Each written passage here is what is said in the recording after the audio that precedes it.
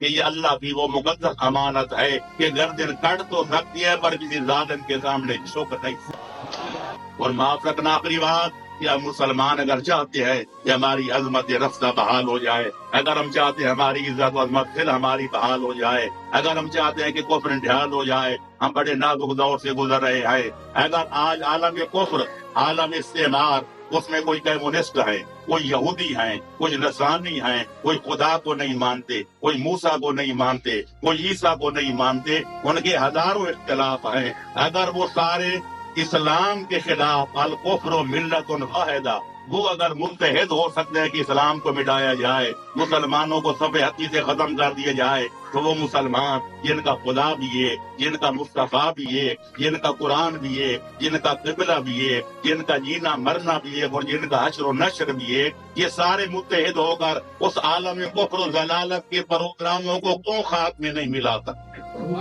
سبحان اللہ۔ اور خاص طور پر آخری بات میں عرض کر کے ختم کروں گا کہ میرے دوستو، مسلمانوں کا دشمن ایک ہے جو اسلام کا دشمن ہے، اور ہمارے علی والوں کے دشمن دو ہیں، ایک اسلام کا دشمن، وہ بھی ہمارا دشمن، وہ ہمیں مسلمان سمجھ کے مٹانا چاہتا ہے، دوسرا جو آل محمد کا دشمن ہے وہ بھی ہمارا دشمن ہے، ہمیں محب آل محمد سمجھ کے دنیا کے صفحے سے مٹانا چاہتے ہیں۔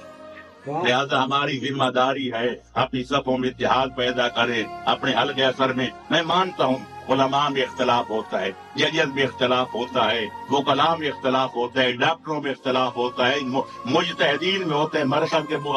آپ بیٹھے ذمہ دار آئے ہوئے پوچھو، لیکن باوجود اختلاف کے ایک کا فتویٰ اور ہے، دوسرے کا فتویٰ اور ہے، لیکن ایک دوسرے کے پیچھے نمازیں پڑھتے ہیں، ایک دوسرے کے اقتداء میں نمازیں پڑھتے ہیں، ایک دوسرے کی غم اور خوشی میں شرکت کرتے ہیں، لیکن یہ ہمارے ملک میں یہ لعنت ہے، کسی مولوی کا مولوی سے اختلاف ہو جائے، کسی اہل علم کا کسی اہل علم سے اختلاف ہو جائے، کسی مومن کا مومن سے اختلاف ہو جائے، نہ سلام، نہ کلام، نہ کوئی خوشی، نہ کوئی غم۔ کیا مسلمانوں مجھے اتنا بتاؤ، کہیں قومی اور کہیں ذاتی ہے، کیا زمانے میں پنپنے کی یہی باتیں ہیں؟